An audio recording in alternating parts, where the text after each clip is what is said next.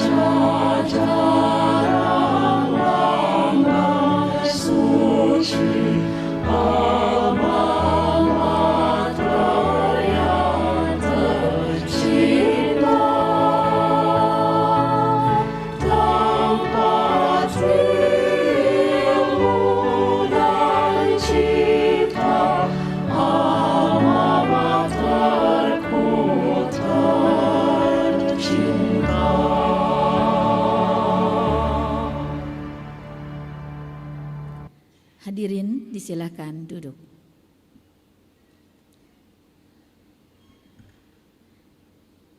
Ibu bapak hadirin yang berbahagia, marilah kita lanjutkan acara pagi hari ini setelah menyanyikan lagu kebangsaan Indonesia Raya dan himne Universitas Padjadjaran dengan sambutan dari Ketua Senat Akademik Universitas Padjadjaran kepada Profesor Dr. Yoni F. Sukriani. Kami persilakan.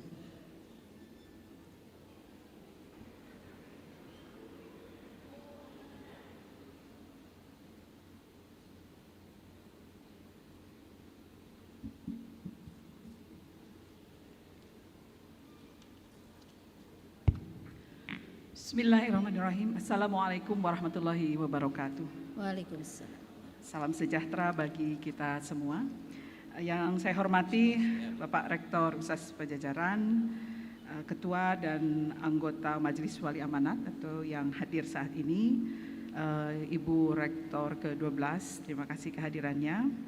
Para pimpinan Senat Akademik PTNBH di lingkungan Bandung dan sekitarnya yang sudah hadir, para pimpinan lembaga, para anggota Senat Akademik dan anggota Dewan Profesor, para tamu undangan, Sivitas Akademika, tenaga kependidikan yang saya banggakan. Dan yang teristimewa guru kita, Prof. Ganjar Kurnia, yang sosoknya hari ini kita rayakan perjalanan pengabdiannya. Terima kasih sudah berkenan untuk hadir untuk menyampaikan kuliah wada. Dan tidak lupa Bapak Ibu sekalian, karena ini acara istimewa, MC-nya itu adalah Ketua Dewan Profesor, Prof. Atwar Bajari dan Prof. Denny.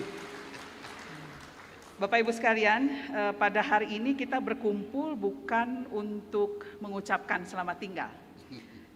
Bagi seorang pendidik, tidak ada kata purna tugas sebetulnya.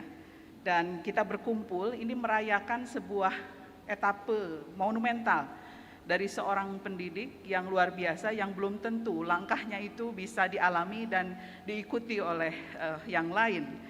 Sangat istimewa. Jadi menjelang masa purna bakti secara administratif tahun depan, kami mengadakan acara ini untuk menyerap intisari dari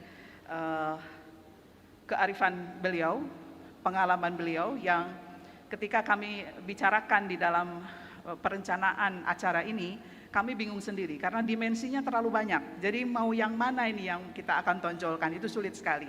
Jadi kita ingin mencoba menyerap apa pemikiran-pemikiran beliau tentang kehidupan, karir, dan juga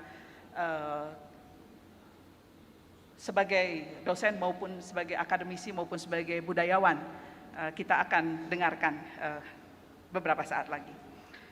Hadirin sekalian, berdiri di podium ini sebagai Ketua Senat Akademik adalah kehormatan yang luar biasa, tetapi juga beban.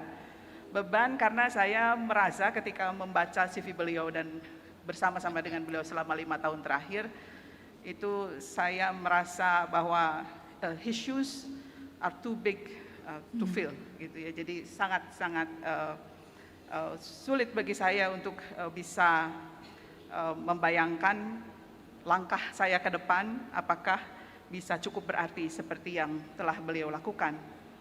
Jadi selama 5 tahun terakhir ini saya ditakdirkan untuk menjadi sekretaris beliau di Senat Akademik, dan bagi saya ini adalah sebuah privilege karena saya berada di kursi terdepan dalam masterclass kepemimpinan.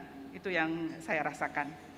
Banyak orang yang mengenal Prof. Ganjar dari gelar akademisnya, dari jabatannya sebagai rektor juga, dan dari aktivisme budayanya. Izinkan saat ini saya hanya bisa menyerap atau menyarikan dari 5 tahun perjalanan saya dengan beliau 3 hal atau trilogi dari kepemimpinan beliau. Yang pertama adalah kepemimpinan berasaskan harmoni. Jadi ketika dalam Senat Akademik, beliau memimpin puluhan tokoh-tokoh dari setiap fakultas, juga termasuk Dewan Profesor, ratusan guru besar yang memiliki ketajaman intelektual dan juga ego yang tidak kecil. Jadi itu adalah tantangan yang luar biasa. Tetapi beliau memiliki kewibawaan yang unik saya kira, tidak memimpin dengan suara keras. Jadi kalau ada diskusi dengan tensi yang agak naik begitu, beliau akan mundur saja atau diam saja, kemudian tidak buru-buru memotong, tidak buru-buru masuk. Tapi pada saatnya ketika dialektika mengalir, beliau akan masuk, menarik benang merah atau menyampaikan pikiran yang pihak-pihak yang berdebat ini tidak terpikir, begitu. Itu yang luar biasa istimewa. Dan pelajaran yang kita ambil adalah bahwa memimpin kaum intelektual itu bukanlah tentang memenangkan argumen, akan tetapi tentang menemukan wisdom kolektif dari para intelektual. Perbedaan pendapat tidak selayaknya menjadi perpecahan, melainkan menjadi kekayaan perspektif. Itu yang pertama. Yang kedua adalah kepemimpinan yang menjaga nilai sekaligus visioner. Ini adalah gabungan yang langka, saya kira. Keseimbangan yang harus dijaga antara menjaga nilai dan melihat masa depan. Prof. Ganjar adalah orang yang paling keras mengingatkan kami semua ketika kita berpikir tentang persaingan global dan seterusnya, selalu diingatkan apakah kebijakan-kebijakan yang kita ambil itu tidak keluar dari tugas utama kita mencerdaskan kehidupan bangsa. Itu contohnya. Jadi keseimbangan seperti itu. Kemudian di sisi lain, beliau sangat visioner dalam melihat atau mentransformasi perguruan tinggi. Karena beliau mendorong Senat untuk adaptif, tidak terkungkung prosedur yang kaku, dan berani merespon perubahan zaman. Sifat ini mengajarkan kita semua bahwa menjaga tradisi atau menjadi nyunda itu tidak berarti kuno. Dan menjadi global tidak berarti kita harus lupa akar. Aktivisme beliau tidak lekang oleh waktu dan tak terhambat oleh jabatan. Saya ingat cerita beliau melakukan demonstrasi tunggal sendirian ketika masih SMP, kalau tidak salah begitu, Prof. Tapi yang paling saya ingat adalah pada masa hangat-hangatnya Pilpres tahun 2024, beliau sebagai Ketua Senat Akademik juga menyampaikan seruan Pajajaran bersama-sama dengan Dewan Profesor. Itu menurut saya adalah langkah yang sangat istimewa. Yang ketiga adalah pemimpin yang memanusiakan. Ini mungkin sifat yang paling membekas bagi saya dan paling sulit saya ikuti. Prof. Ganjar tidak pernah melihat jabatan sebagai benteng pemisah. Saya ingat betul momen-momen di mana beliau menyapa dan bertanya kabar pribadi, personal, tentang kesehatan atau tentang keluarga dari orang-orang yang dikenal, bukan saja dari kalangan akademisi, profesor, pejabat, dan lain sebagainya, sampai cleaning service. Beliau bisa hafal itu namanya siapa, keluarganya, ada masalah apa, dan lain sebagainya. Itu di tiap waktu selalu begitu. Jadi kepemimpinan beliau berbasis manusia, bukan berbasis instruksi. Dan pelajaran yang saya ambil adalah bahwa regulasi akademik harus punya hati. Karena di balik setiap nomor induk mahasiswa, setiap nomor induk pegawai, ada kehidupan manusia yang harus kita hormati. Prof. Ganjar bukan sekedar mantan rektor, mantan atase atau mantan ketua senat, yang lebih penting adalah warisan sistem budaya dan keteladanan, agar generasi berikutnya teguh dalam memegang prinsip. Mulai 4 Januari 2026, Prof. Ganjar secara administratif akan memasuki masa purna bakti, namun saya yakin sebagai seorang cendekia, ini hanya perpindahan ruang kelas. Kampus beliau sangat luas, dan nanti cakrawalai kebudayaan dan kemasyarakatan akan tetap beliau berikan warna. Terima kasih Prof. Ganjar, karena telah mengajarkan pada saya pribadi bahwa jabatan itu sementara, tetapi teladan itu abadi. Demikian dari saya. Assalamualaikum warahmatullahi wabarakatuh. Waalaikumsalam warahmatullahi wabarakatuh.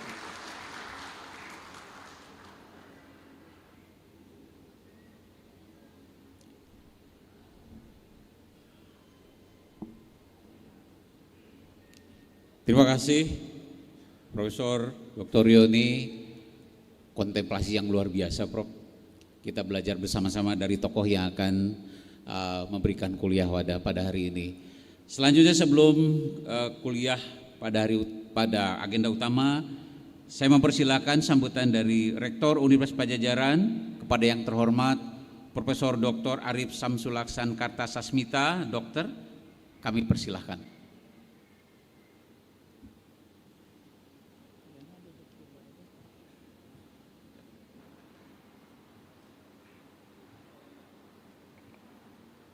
Bismillahirrahmanirrahim. Assalamualaikum warahmatullahi wabarakatuh. Yang saya hormati Prof. Ganjar, Prof. Yoni, juga hadir Bu Rektor ke-12 Prof. Rina, Bapak Ibu sekalian. Ini saya tidak mempersiapkan sambutan sebetulnya, karena saya pikir tadinya cukup oleh Ketua Senat, tetapi dalam kesempatan berbahagia hari ini, tentu saja kita dapat bersyukur bahwa hari ini kita dapat mendengarkan kuliah yang katanya disebut WADA. Tetapi kalau menurut saya ini bukan kuliah WADA, karena seperti yang tadi Prof. Yoni sampaikan, usia pensiun hanyalah angka dan administratif saja. Karena menurut pendapat saya Prof. Ganjar pemikirannya juga hal-hal yang diwariskan akan terus abadi di antara kita semua. Saya pribadi mengenal Prof. Ganjar sudah cukup lama, karena di samping saya juga merupakan keluarga Fakultas Pertanian, khususnya sosial ekonomi pertanian, tapi secara pribadi juga Prof. Ganjar sering mengajarkan hal-hal yang mungkin tidak saya dapatkan dari bangku kuliah maupun dari bangku-bangku pelatihan-pelatihan. Tadi Prof. Yoni menyampaikan banyak hal yang tentu merupakan suri teladan untuk kita semua, dan hari ini kita akan melihat pemikiran beliau yang lain mengenai ilmu yang tentu tadinya tidak pernah saya dengar. Mendengar judulnya saja saya melihat ini mungkin tidak akan saya lihat lagi di aspek datang. Tapi setidaknya untuk saya pribadi, perkenalan dengan Prof. Ganjar yang cukup lama banyak memberikan dimensi dalam kehidupan, khususnya membekali saya dalam amanah menjadi rektor. Banyak hal yang perlu untuk diteladani dan juga untuk bisa dilanjutkan.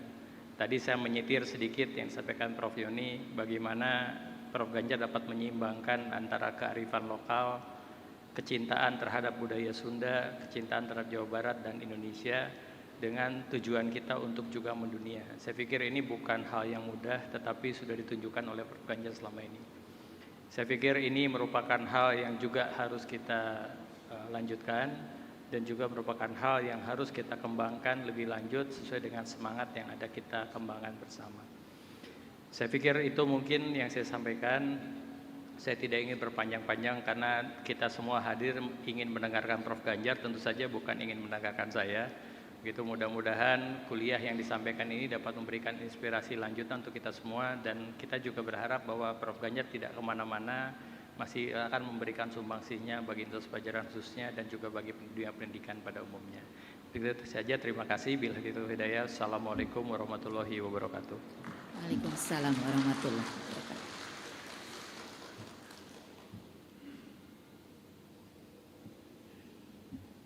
Hatur nuhun Pak Rektor.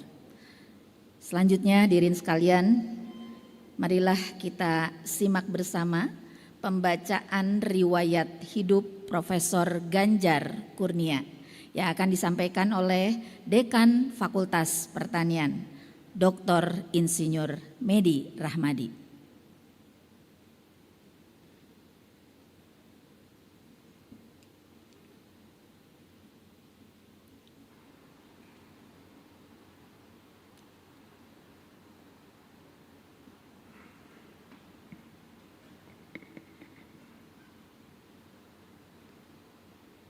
Yang terhormat Rektor Universitas Pajajaran, Bapak Profesor Dr.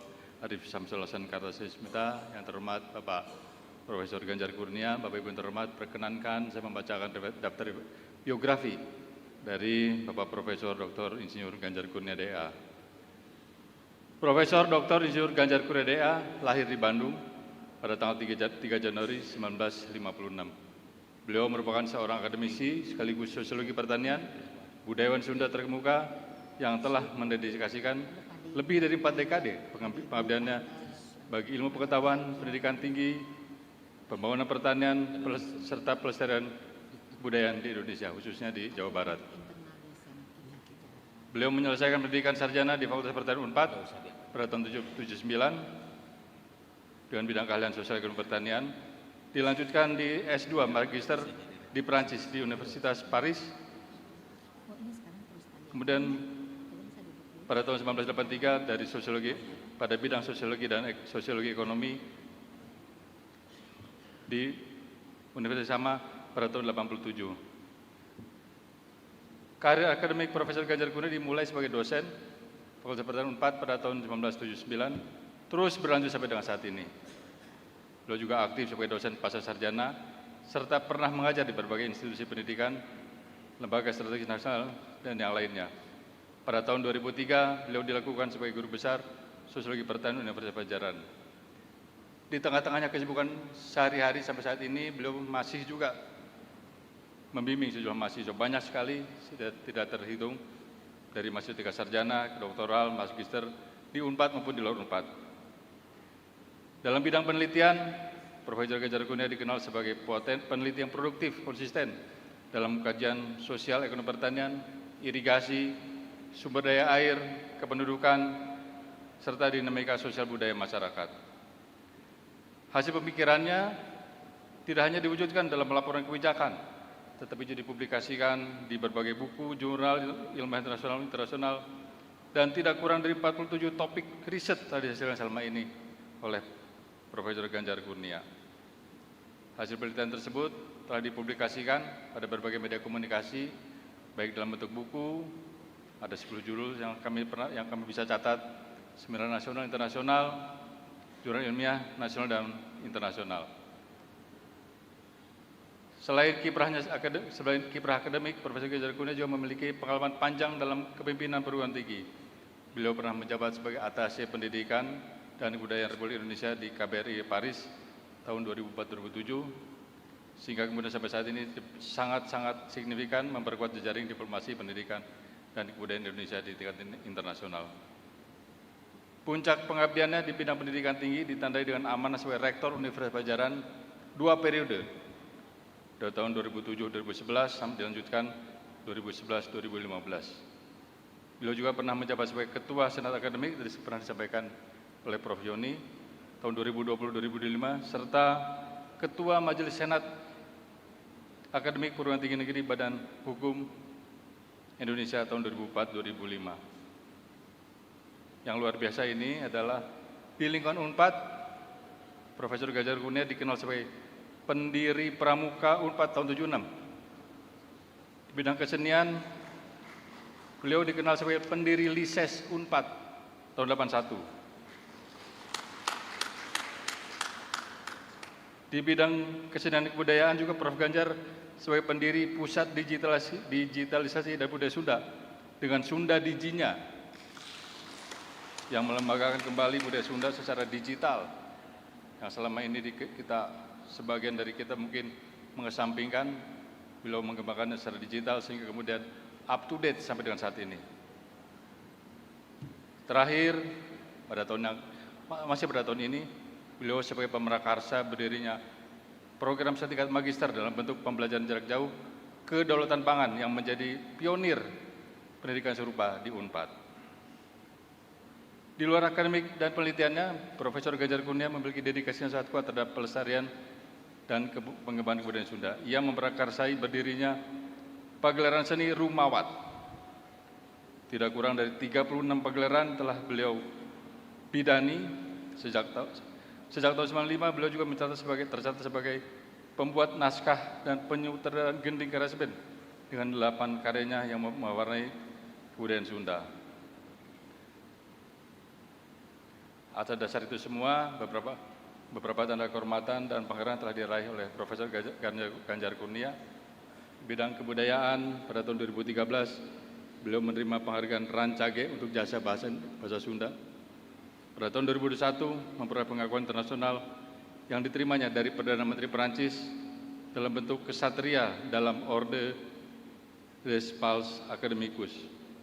Terakhir, beliau juga memperoleh penghargaan Karya Satya 30 tahun, dan terakhir barusan saya dapat informasi, beliau juga memperoleh Dr. Honoris Causa dari Universitas Kebangsaan Malaysia pada tahun 2013. Demikian biografi singkat penuh warna dan prestasi dari Bapak Profesor Dr. Insinyur Ganjar Kurnia DA. Bapak Ibu mohon maaf banyak sekali sehingga susah kami pusing untuk mendeskripsikan secara singkat, namun apa maknanya yang terkena untuk Bapak Profesor Ganjar Kurnia. Untuk itu kami mohon maaf. Terima kasih. Wabillahi taufiq wal hidayah. Wassalamualaikum warahmatullahi wabarakatuh.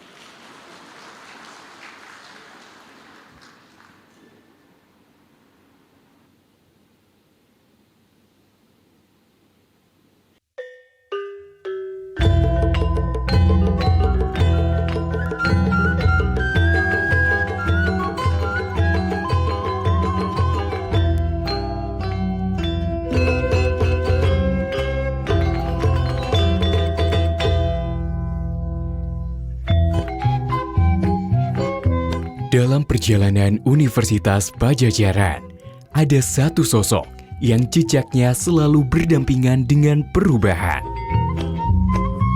Seorang ilmuwan, seorang pemimpin, dan seorang budayawan yang mendedikasikan hidupnya bagi kemajuan ilmu pengetahuan sekaligus pelestarian budaya Sunda yang berkarakter.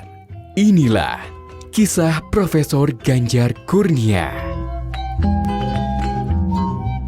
Lahir pada 3 Januari 1956, langkah intelektualnya bermula dari Fakultas Pertanian Universitas Padjadjaran. Di sana, ia memilih sosiologi pertanian, bidang yang membawanya memahami denyut masyarakat pedesaan, sekaligus menyiapkan langkahnya ke panggung global. Pencarian ilmunya menembus batas benua. Ia melanjutkan studi di Université Paris-Nanterre, Prancis, meraih gelar Diplôme d'études approfondies atau DEA hingga doktoral. Sekembalinya ke Indonesia, ia mengabdi sebagai dosen, peneliti, hingga menjadi guru besar. Namun, pengabdiannya tidak berhenti di kampus.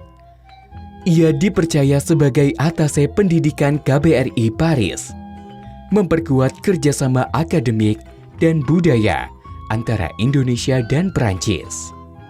Atas kontribusinya, pemerintah Prancis menganugerahkan gelar kehormatan Chevalier d'Ordre des Palmes Académiques, sebuah tanda penghormatan bagi mereka yang berdedikasi pada pendidikan dan kebudayaan dunia.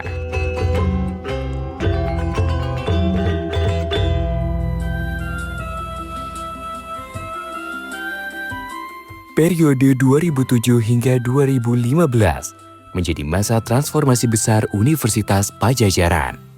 Dalam 2 periode kepemimpinan, UNPAD menerapkan status perguruan tinggi Badan Layanan Umum sejak 2008 dan kemudian bertransformasi menjadi perguruan tinggi negeri Badan Hukum pada 2014, menandai langkah menuju era baru pengelolaan perguruan tinggi. Keputusan visionernya memindahkan pusat kepemimpinan UNPAD ke Jatinangor yang hari ini tumbuh sebagai kampus terpadu yang dinamis dan modern. Melalui dukungan kolaborasi Islamic Development Bank, UNPAD membangun berbagai infrastruktur penting, gedung kuliah, laboratorium canggih, fasilitas hingga fasilitas riset modern. Sebuah pondasi yang kini menjadi tulang punggung UNPAD masa kini. Sebelum era digital menjadi arus besar pendidikan, ia telah lebih dahulu memulainya. Pada 2008, ia meluncurkan Sistem Informasi Akademik Terpadu atau SIAT, tonggak awal integrasi data dan layanan akademik yang menjadi cikal bakal ekosistem digital UNPAD saat ini. Namun, bagi Profesor Ganjar, kemajuan tak hanya dibangun dengan teknologi. Identitas adalah pondasi yang sama pentingnya.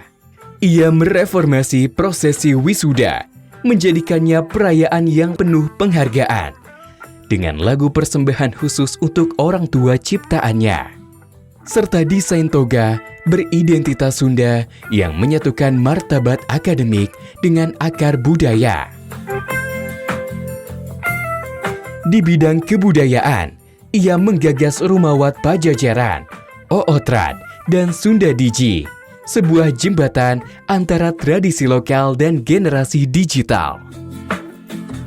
Rumawat Padjadjaran sendiri telah digelar lebih dari 108 kali, menegaskan komitmen UNPAD dalam merawat budaya Sunda. Atas kiprah tersebut, ia memperoleh hadiah sastra Rancage, serta pernah dipercaya sebagai Ketua Dewan Kebudayaan Jawa Barat. Di bawah kepemimpinannya, UNPAD mencatat sejarah menjadi universitas dengan pendaftar terbanyak di Indonesia. dan melaju dalam pencapaian menuju World Class University. Setelah masa jabatan rektor usai, pengabdiannya tetap menyala. Ia memimpin Senat Akademik Unpad periode 2020 hingga 2025. Atas seluruh kontribusinya, ia menerima berbagai penghargaan. Anugerah Pajajaran Utama, Dr. Honoris Causa dari Universiti Kebangsaan Malaysia, serta penghargaan atas inovasi budaya digital melalui Sunda Digi.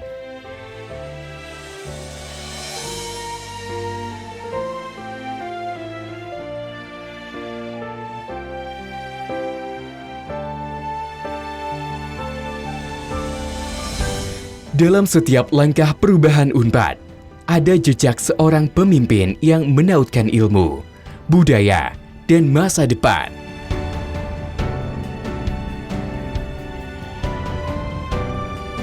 Ia meninggalkan lebih dari sekedar karya. Ia meninggalkan arah.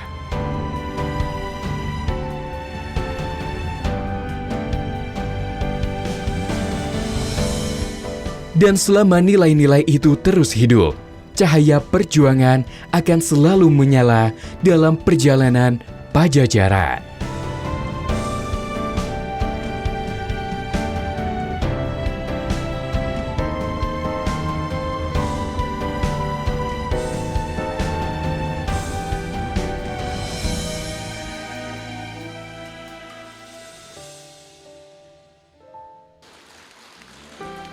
Luar biasa. Rasanya sudah tidak sabar lagi kita untuk segera menyimak kuliah wadah Profesor Ganjar Kurnia pagi hari ini. Tapi mohon bersabar dulu Ibu Bapak sekalian, karena kita akan menyaksikan dulu pemberian kenang-kenangan kepada Prof. Ganjar dari Ketua Senat dan dari Rektor Universitas Pajajaran. Mohon dimaklum karena Prof. Yoni ada panggilan ke Ibu Kota sehingga pemberian kenang-kenangan kami dahulukan sebelum kuliah wadah. Prof. Ganjar kami undang untuk ke depan, Prof. Arif sebagai Rektor Unpad dan Prof. Yoni sebagai Ketua Senat Akademik kami persilakan.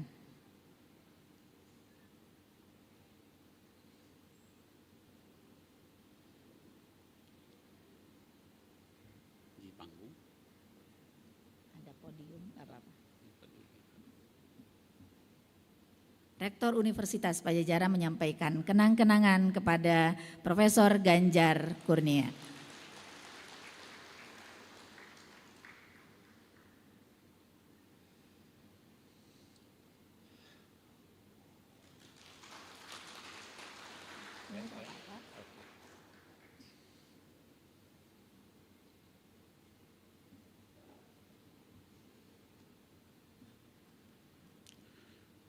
Hadirin sekalian yang saya hormati, tibalah waktunya kita akan menyimak paparan kuliah wadah dari Profesor Dr. Insinyur Ganjar Kurnia DIE dengan judul Membumikan Teori Sosiologi untuk Mengkaji, Memahami, dan Bertindak.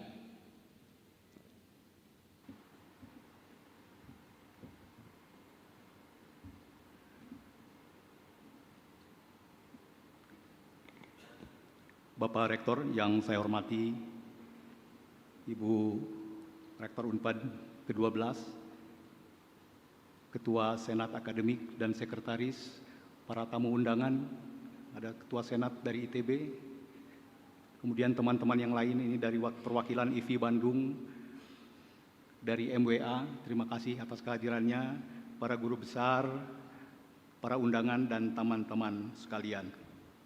Bismillahirrahmanirrahim. Assalamualaikum warahmatullahi wabarakatuh.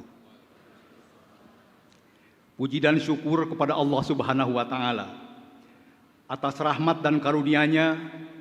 Pada hari ini saya dapat berdiri di mimbar ini untuk menyampaikan kuliah wadah, suatu istilah yang saya perkenalkan ketika melepas Profesor Dr. Herman Suwardi sebagai guru besar Fakultas Pertanian, dan kemudian dilanjutkan ketika melepas Profesor Dr. Burhan Arif.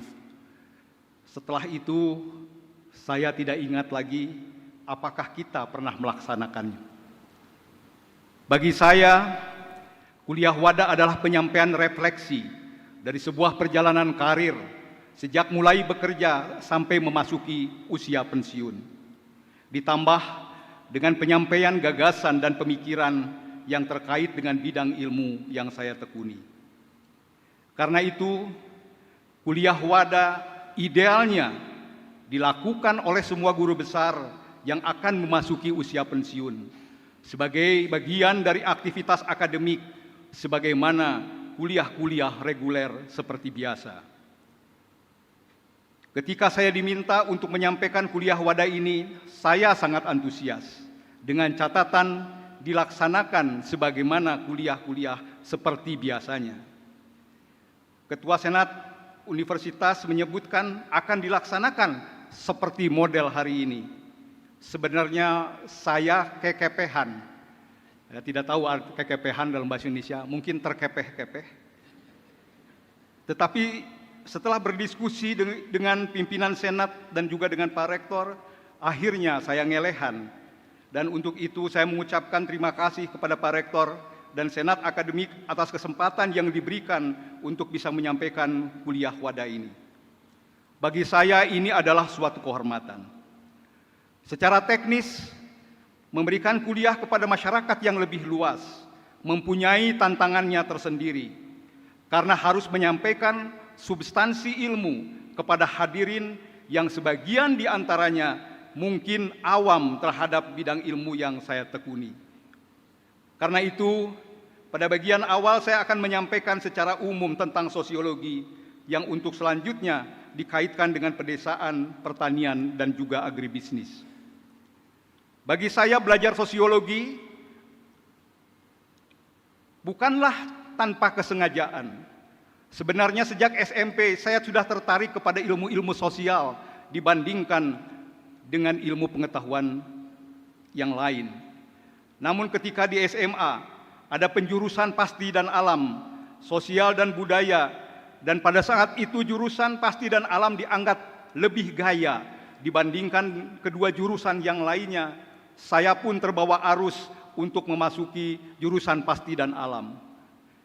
Pilihan masuk Fakultas Pertanian, di antaranya karena di Fakultas Pertanian ada jurusan Sosial Ekonomi Pertanian, yang untuk kemudian dibagi lagi menjadi sosial ekonomi, menjadi ekonomi dan sosiologi.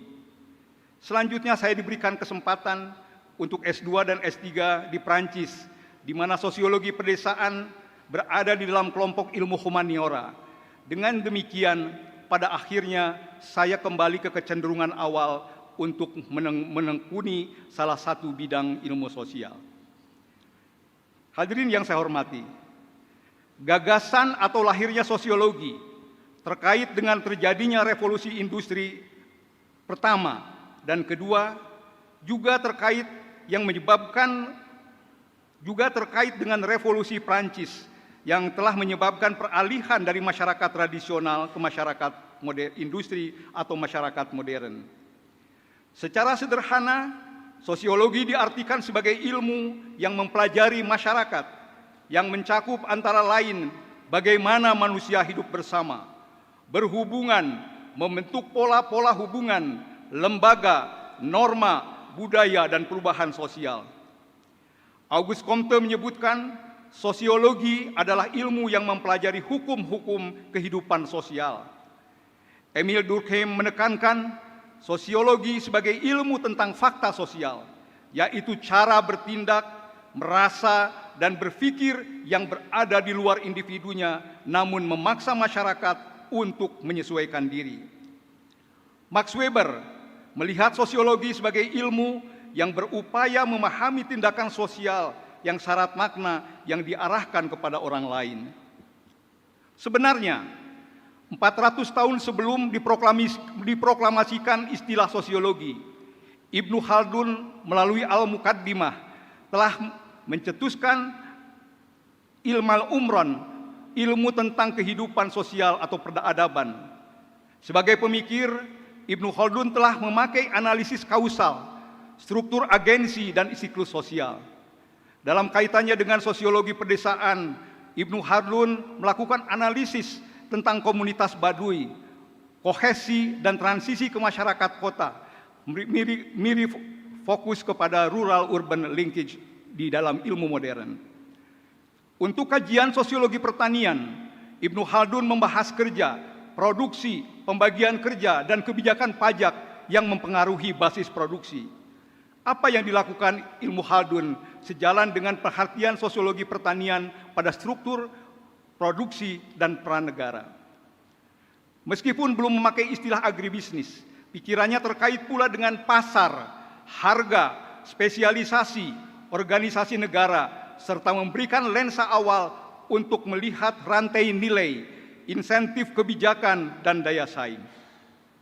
Hadirin yang terhormat, sosiologi pedesaan merupakan subdisiplin sosiologi yang fokus pada kehidupan, struktur, dan perubahan masyarakat desa. Juga mengkaitkan pembangunan pedesaan dan kebijakan pertanian. Adapun fokus kajiannya antara lain struktur sosial desa, keluarga, lembaga lokal, agama, adat, komunitas, gotong royong, solidaritas, konflik, kemiskinan, ketimpangan, akses lahan, sumber daya, migrasi desa kota, modernisasi, perubahan sosial, dan lingkungan hidup pedesaan lainnya. Adapun tokoh-tokohnya diantaranya adalah James William, Warren Wilson, dan seterusnya, dan seterusnya. Selain itu dikenal juga beberapa tokoh lain, misalnya Alexander Chayanov yang mengembangkan teori petani dalam karya klasik The Theory of Peasant Economy. Sementara itu James Scott menempatkan persoalan subsistensi di pusat analisisnya. Dalam The Moral Economy of Peasant, ia menyusun konsep moral ekonomi yang merujuk pada etika subsistensi yang dianut petani. Henry Mendras, seorang sosiolog pedesaan Prancis yang terkenal lewat bukunya La Fin de Paysan, kebetulan beliau adalah promotor saya di Universitas Nanterre, menerangkan bahwa formasi sosial petani yang sebelumnya ditandai oleh hubungan intim dengan tanah, komunitas lokal yang relatif tertutup, dan pola nilai khas digantikan oleh farmer modern yang terintegrasi dalam sistem agribisnis, kebijakan bersama, dan logika kapitalisme industri. Frank Ellis berkontribusi penting melalui pengembangan pendekatan livelihood.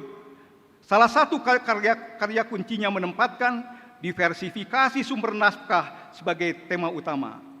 Ellis menunjukkan bahwa rumah tangga pedesaan di negara berkembang tidak lagi bergantung pada usaha tani saja, tetapi menggabungkan berbagai sumber pendapatan pertanian, buruh harian, usaha kecil, migrasi, remitansi, dan sebagainya. Sekarang termasuk ojek saya kira ya. Samuel Hopkins dalam The Rational Peasant, dia mengatakan secara eksplisit menentang pendekatan moral ekonomi yang dikembangkan oleh Scott tadi. Hopkins mengusulkan model rasional peasant. Petani dipandang sebagai aktor yang menghitung biaya manfaat, tindakan ekonomi, dan politik. Jadi tindakan-tindakan petani itu rasional. Kita selalu kali menganggap bahwa petani itu tidak rasional dan sebagainya. Padahal sebetulnya kalau menurut Hopkins dia adalah orang yang rasional. Hadirin yang terhormat, sosiologi pertanian adalah turunan dari sosiologi pedesaan. Fokus pada sistem produksi pertanian dan relasi kekuasaan di dalamnya. Sosiologi pertanian yang menguat pada tahun 70-an dengan basis teori politik ekonomi dan perspektif kritis yang antara lain mengkaji dampak kapitalisme, teknologi, dan kebijakan pada pertanian. Adapun fokus kajiannya adalah struktur produksi, petani kecil versus korporasi besar, kelas dan relasi kerja, petani pemilik, penyewa, buruh tani, revolusi hijau, mekanisasi, benih hibrida, kebijakan pertanian seperti subsidi, harga dasar, impor-impor, hubungan hulu hilir, pupuk, benih, dan sebagainya. Sebagai perluasan dari sosiologi pertanian dikembangkan pula sosiologi agribisnis yang mencakup relasi dari hulu sampai ke hilir. Sosiologi agribisnis muncul dari lingkungan program studi agribisnis atau ekonomi pertanian.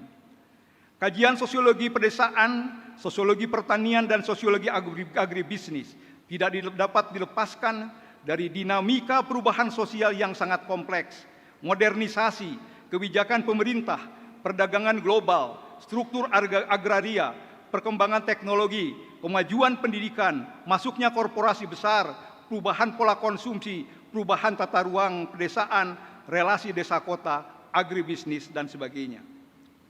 Pembangunan pertanian di Indonesia sejak awal Orde Baru hingga reformasi dan kontemporer bukan hanya rangkaian kebijakan teknis yang berkaitan dengan benih, pupuk, atau irigasi. Ia adalah sebuah narasi besar tentang bagaimana negara, pasar, ilmu pengetahuan, dan petani berjumpa, bernegosiasi, dan seringkali berkonflik. Di balik angka produksi, indeks ketahanan pangan, nilai tukar petani, dan program-program resmi, tersimpan lapisan-lapisan makna, cara petani memaknai tanah, rasa cemas menghadapi fluktuasi harga, kebanggaan ketika panen tidak berhasil, ketika panen berhasil, sekaligus luka ketika panen gagal, dan ketika tanah harus dijual, dan sebagainya.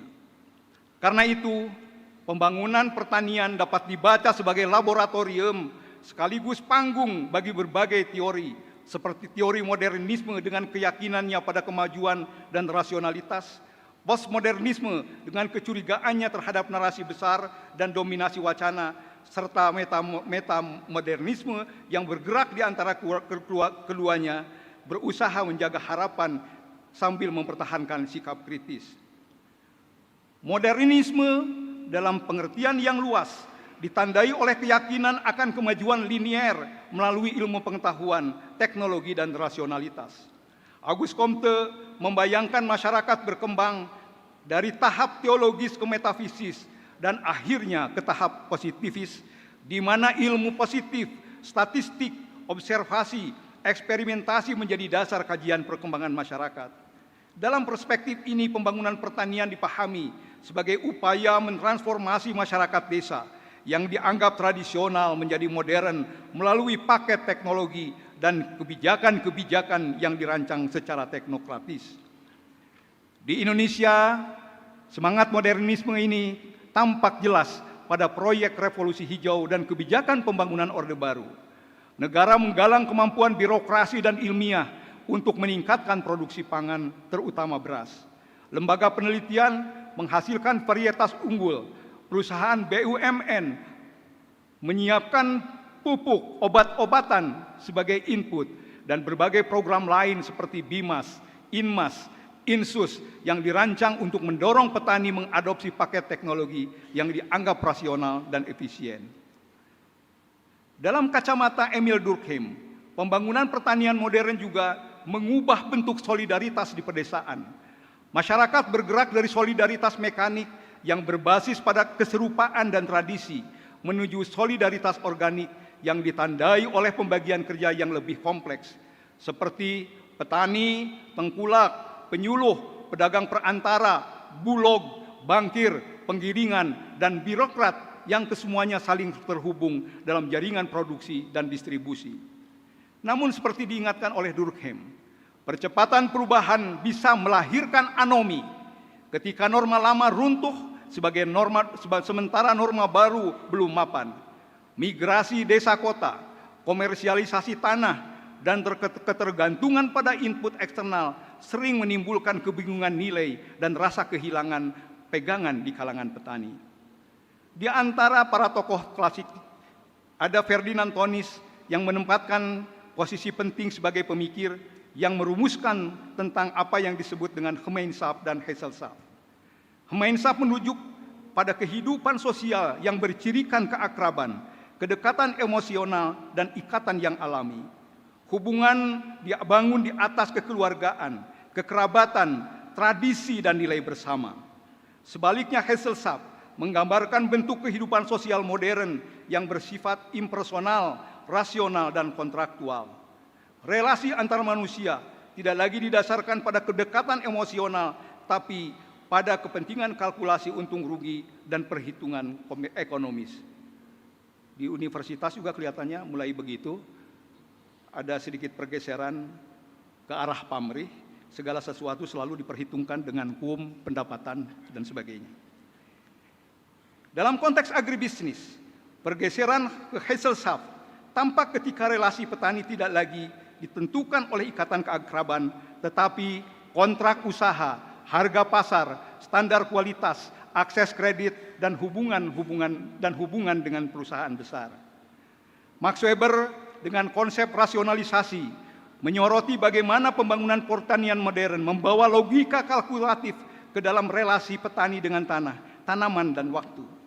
Di balik istilah produktivitas, efisiensi, dan target, terdapat proses peluruhan makna-makna simbolik tradisional. Tanah tidak lagi dilihat sebagai sekedar warisan leluhur atau bagian dari konsep sosio-religius, melainkan modal produksi yang dapat dinilai secara ekonomis, diagunkan atau dijual. Proses birokratisasi dalam penyaluran kredit, distribusi pupuk, dan pelaksanaan program juga merupakan bentuk rasionalisasi yang menundukkan kehidupan sehari-hari pada prosedural administratif. Secara sepintas, modernisme tampak memberikan banyak capaian. Produksi meningkat, ketahanan pangan membaik, infrastruktur pertanian berkembang. Namun modernisme juga menyimpan sisi gelap, ketimpangan agraria yang melebar, ketergantungan petani pada input kimia dan pasar yang makin tinggi, serta kerusakan ekologi. Disinilah pintu masuk dari kritik postmodernisme dan teori-teori kritis. Teori konflik dan perspektif neo-Marxis memperdalam kritik dengan menekankan struktur ketimpangan. Karl Marx sejak awal telah menunjukkan bahwa produksi dalam masyarakat kapitalis selalu mengandung relasi kelas. Ada pemilik alat produksi dan ada mereka yang bergantung pada tenaga kerjanya. Di pedesaan Indonesia, ketimpangan penguasaan lahan, kehadiran tengkulak, perusahaan besar, dan praktik kontrak farming menunjukkan bahwa petani tidak pernah berada dalam posisi setara di dalam pasar. Negara sebagaimana dibaca oleh Dahdenroth atau Louis Althusser juga bukan sekedar wasit netral, tapi kadangkala berperan sebagai aparatus yang ikut mempertahankan sistem yang menguntungkan kelompok tertentu. Simmel menulis tentang kehidupan kota modern dan peran uang dalam hubungan sosial. Bagi Simmel, membuat hubungan menjadi lebih impersonal dan rasional karena nilai segala sesuatu diukur secara moneter. Di desa, intensitas rangsangan, kerabang-kerabungan hubungan, dan arus informasi mendorong munculnya sikap blase, yaitu acuh tak acuh atau sebagai bentuk perlindungan dari kelebihan rangsangan. Jadi saya pernah menulis mengenai terkurasnya uang di pedesaan.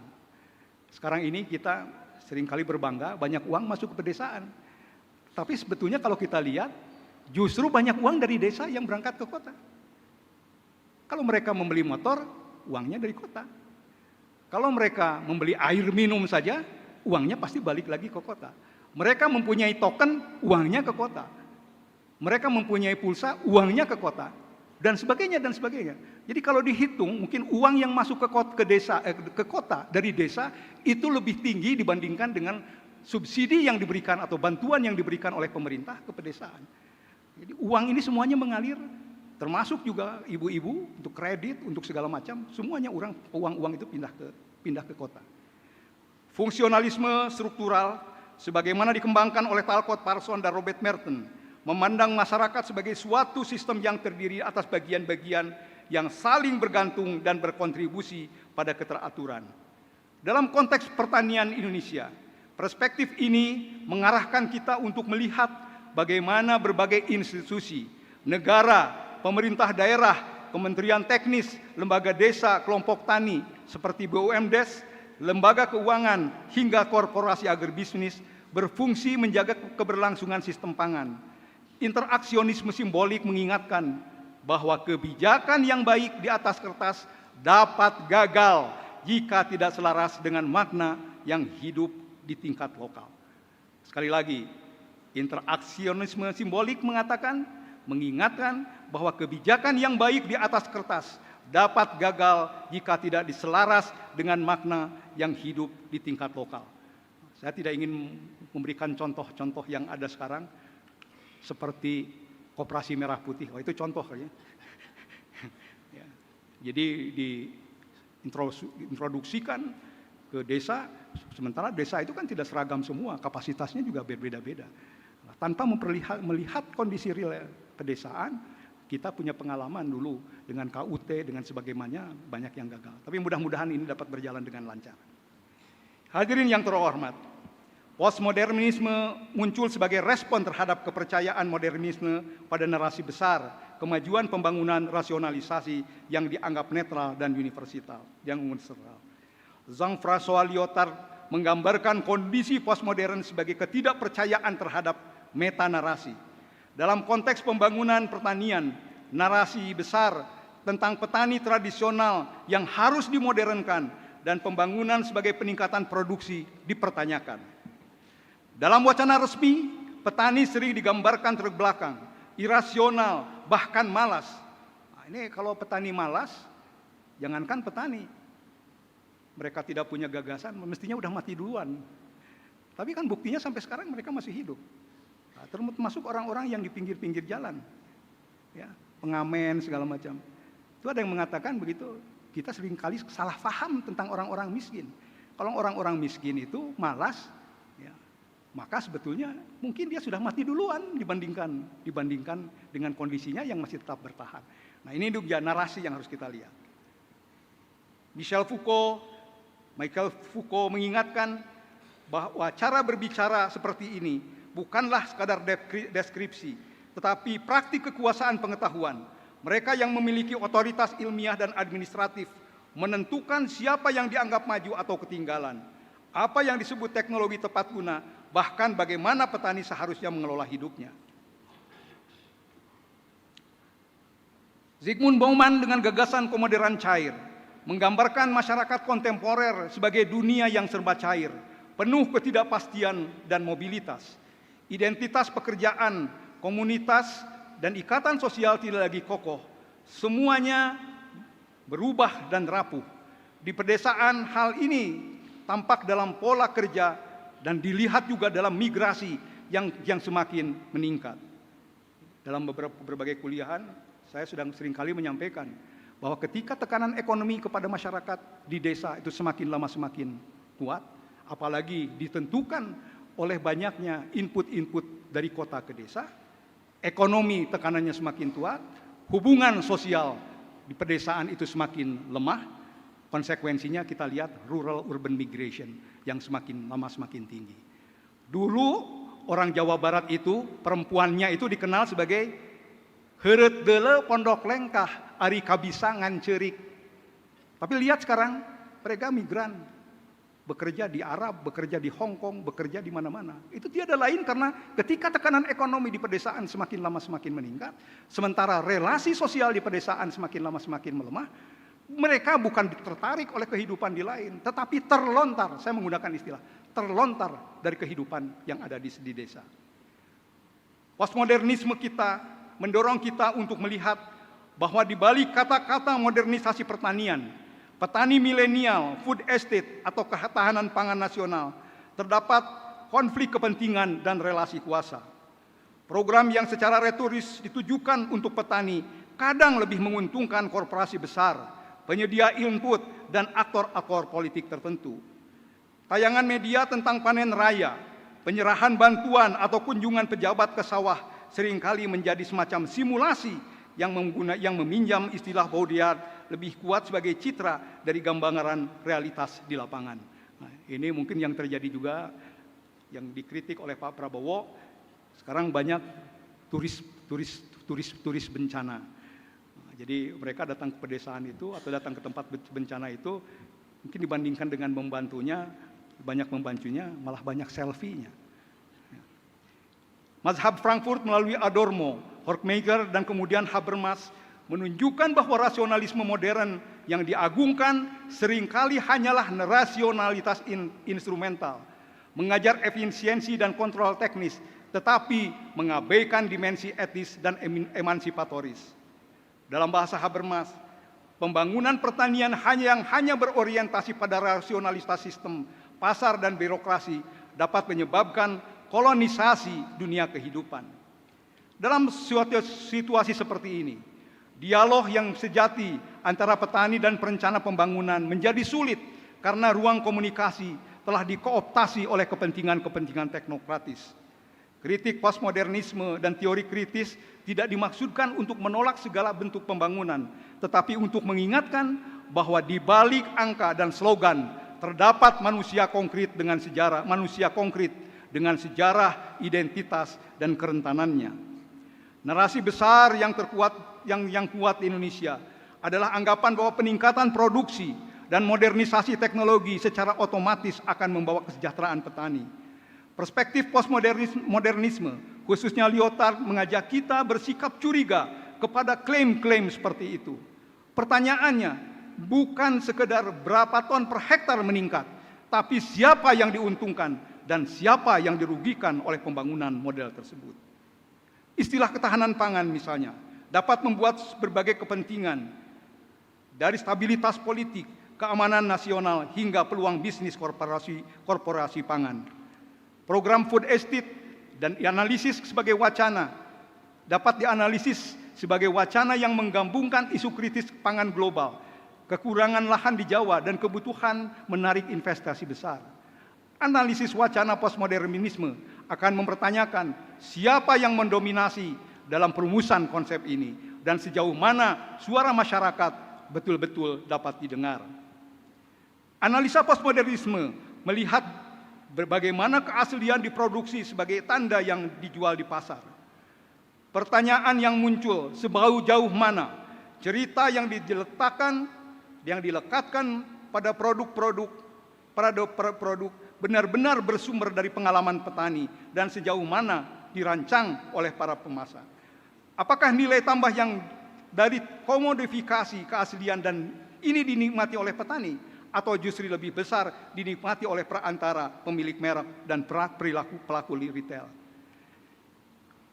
Hadirin yang terhormat, metamodernisme muncul sebagai upaya untuk memahami suasana intelektual dan kultural kontemporer yang tidak lagi sepenuhnya modernis, tapi tidak sepenuhnya juga posmo.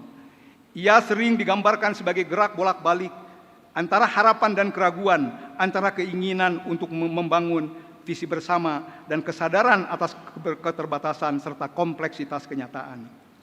Dalam konteks pembangunan pertanian Indonesia, metamodernisme dapat menjadi horizon baru yang memungkinkan kita keluar dari dua ekstrim.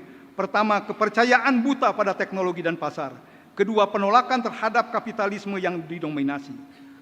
Pendekatan post-metamodern membuka ruang untuk mengatakan kita tetap memerlukan ilmu agronomi, teknologi, irigasi, data produksi, dan kebijakan pangan yang terencana.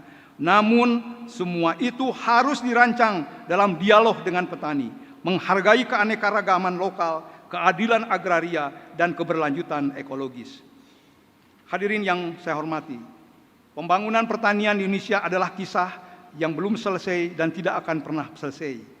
Ia dimulai dengan keyakinan modernis pada teknologi dan perencanaan, diuji dengan postmodernisme dan teori kritis yang mengungkap ketimpangan dan luka-luka sosial, dan kini memasuki fase di mana harapan akan masa depan pertanian yang adil, berdaulat, dan berkelanjutan bertemu dengan kesadaran akan kompleksitas globalisasi, krisis iklim, dan perubahan sosial yang cepat. Bagi kajian sosiologi pedesaan, sosiologi pertanian, dan sosiologi agribisnis, tantangan ke depan adalah merumuskan kerangka teoritis dan metodologis yang mengakui pluralitas tapi tidak kehilangan orientasi normatif. Pembangunan pertanian tidak cukup nilai dari kenaikan produksi atau indeks makro, melainkan harus diukur dari sejauh mana yang menjadikan masyarakat tani lebih bermartabat, sejahtera, memiliki kendali atas keputusan-keputusan penting yang mempengaruhi hidupnya, serta mampu mewariskan lingkungan hidup yang baik kepada generasi berikutnya. Melalui sosiologi, kita dapat memahami kehidupan pertanian secara lebih mendalam dan spesifik dari wilayah. Dalam pembuatan kebijakan tidak boleh dilakukan secara general dan top down. Jangankan antar desa, antar wilayah saja, antar kabupaten, antar provinsi, kita sudah berbeda-beda. Karenanya, kalaulah pembangunan ingin berkelanjutan, maka pengkajian dan pemahaman masyarakat secara spesifik adalah keniscayaan. Suatu pemahaman yang tidak dapat dilakukan oleh ChatGPT dan juga artificial intelligence manapun. Hadirin yang terhormat, jika disarikan, pembangunan pertanian Indonesia adalah ruang di mana teori-teori bersilang jalan. Tidak ada satupun teori yang mampu merangkap seluruh dimensi tersebut secara memadai. Untuk itu diperlukan pluralisme teori.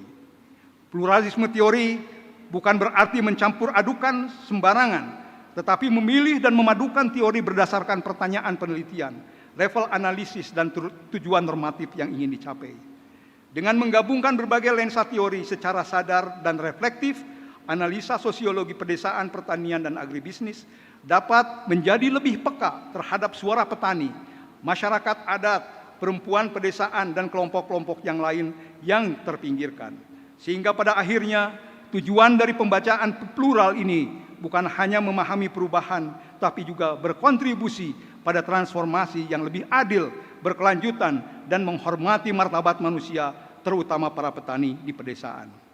Hadirin yang terhormat, suatu hal penting yang perlu mendapatkan perhatian kita bersama adalah banyaknya penelitian, termasuk di dalam pembuatan skripsi, tesis, bahkan disertasi yang menggunakan kata pengaruh dan hubungan. Prof. Ukan ini manggut-manggut ini ya. Ini di kita ini kalau lihat disertasi itu sebagian besar 90% kalau nggak ada hubungan ya pasti pengaruh begitu. Padahal kita paham bahwa fenomena sosial jarang terdiri sebagai relasi beberapa variabel. Fenomena sosial jarang terjadi karena relasi beberapa variabel. Perubahan di pedesaan melibatkan pasar, negara, ekologi, sejarah agraria, kelas, gender, generasi, jaringan, dan budaya. Ketika semua itu diperas menjadi X dan Y, penelitian kehilangan daging sosiologisnya dan kehilangan mekanisme dan konteks. Geertz menunjukkan pentingnya memahami konteks budaya melalui deskripsi mendalam. Mereduksi konteks menjadi variabel ringkas sering membuat kita menang di statistik, tapi kalah dalam pemahaman. Jadi kalau urusan statistik ini ada Prof. Edi, kami di Fakultas Pertanian tuh 6 tahun tuh belajar itu. Matematika 1, matematika 2, statistik 1, statistik 2, experimental design, dan yang terakhir itu kami belajar mengenai statistik non parametrik. Jadi saya banyak belajar itu, tapi semakin sini semakin sulit kalau ini akan digunakan untuk penelitian-penelitian sosiologi yang lebih mendalam. Sosiologi tidak cukup apakah ada hubungan atau pengaruh, tetapi harus menjawab bagaimana hubungan itu bekerja. Sebagai contoh, judul pengaruh pendidikan terhadap kesejahteraan sering menggeser problem struktural menjadi urusan individu. Seolah-olah kemiskinan petani terutama akibat kurang pendidikan, bukan karena relasi pasar, kebijakan harga, penguasaan lahan, dan posisi tawar. Dominasi judul pengaruh dalam penelitian sosiologi berisiko mereduksi realitas sosial menjadi relasi variabel linier, menghasilkan ilusi kausalitas, menghapus mekanisme dalam konteks historis, serta melemahkan dimensi makna dan relasi kuasa yang menjadi inti sosiologis. Hal ini tidak berarti menolak kuantifikasi, melainkan menuntut ketepatan epistemologi. Hadirin yang terhormat, selain karena kesibukan dalam kegiatan terutama pengelolaan tanpa bermaksud untuk excuse, karena ada persoalan metodologi seperti tadi yang ujung-ujungnya berkaitan dengan penerimaan dana penelitian, hibah penelitian. Sejak tahun 2003 saya tidak pernah lagi melakukan penelitian lapangan. Padahal pada tahun-tahun sebelumnya melalui Pusat Dinamika Pembangunan dengan dana dari Ford Foundation misalnya, Asia Foundation dan sebagainya, kami bisa melakukan berbagai kegiatan penelitian yang lebih sosiologis dengan hasil-hasil selain tadi disebutkan adalah jurnal, tetapi yang paling penting adalah membuat kebijakan terutama yang terkait dengan sumber daya air khususnya irigasi. Walaupun tidak sempat melakukan penelitian sendiri, untungnya hasrat untuk mengetahui lebih dalam fenomenologi sosiologis di pedesaan dan pertanian masih bisa tersalurkan melalui skripsi, tesis, atau disertasi mahasiswa yang saya bimbing. Namun demikian, ketika saya membimbing mahasiswa S3 dengan judul yang non keterkaitan antar variabel. Misalnya judulnya, Senjakala Penyakapan. Pedagang berbaju penyuluh. Kemiskinan petani di lumbung padi, dan sebagainya. Judul-judul tersebut dianggap aneh. Padahal kita tahu judul penelitian ilmu sosial di dunia pertanian yang sangat fenomenal di Pulau Jawa hanya terdiri dari 2 suku kata. Involusi Pertanian karya Gates. Saya juga ingin mengkritik, Pak Rektor, tata aturan penulisan skripsi, udah lama nih, dan disertasi yang sangat rigid, yang sampai-sampai babnya pun diatur, sehingga tidak memberikan kesempatan untuk adanya kreativitas. Belum lagi walaupun di babnya ditulis hasil dan pembahasan, namun seringkali yang ditulis adalah hasilnya saja yang tanpa dibahas atau diobrolkan dengan pustaka dan kerangka pemikiran.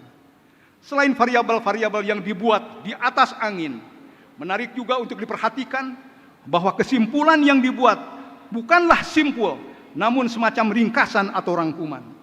Akibatnya, penelitian-penelitian dilakukan seringkali tidak menghasilkan temuan yang bermakna dan perkembangan teori dan juga aplikasinya. Saya menggunakan istilah variabel-variabel di atas angin. Kalau mau diuji bisa aja, hasilnya pasti signifikan. Mau pakai apa, teori statistik apa, analisa Range-Spearman dan sebagainya. Hadirin yang saya hormati, dari uraian di atas dapat dirumuskan bahwa peran sosiologi dalam membangun pertanian adalah pertama mengkaji sehingga dapat memahami. Kemudian yang kedua,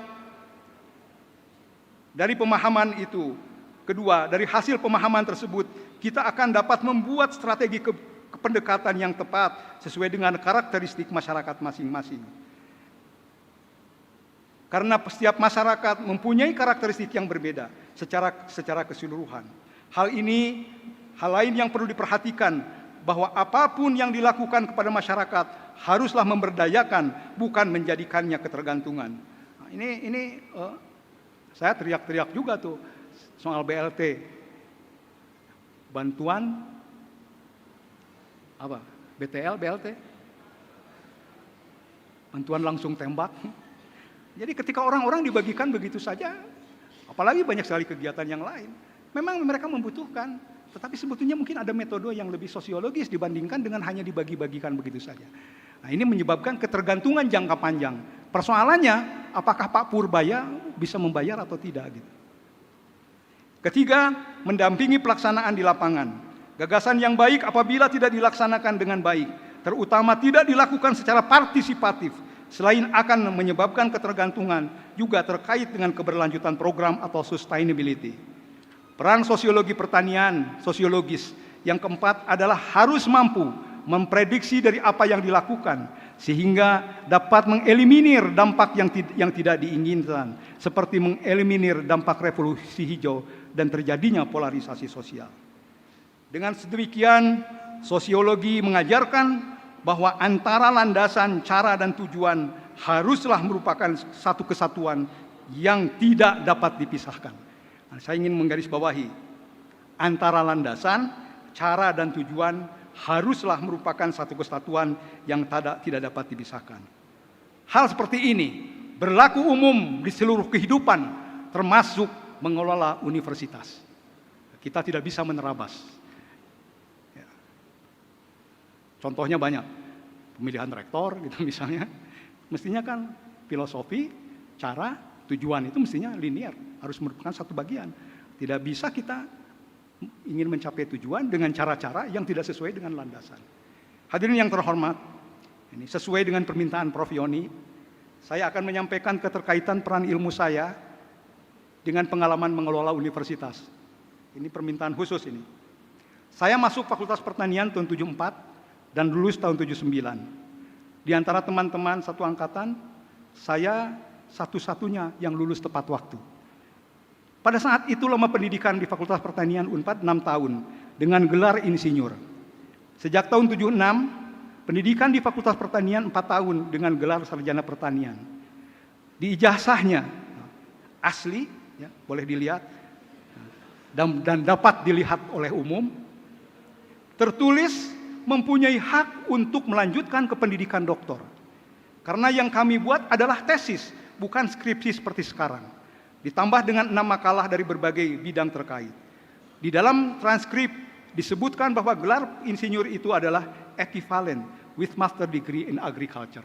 Nah, jadi sebetulnya yang sekolah 6 tahun itu langsung ke doktor itu, karena masternya sudah dianggap.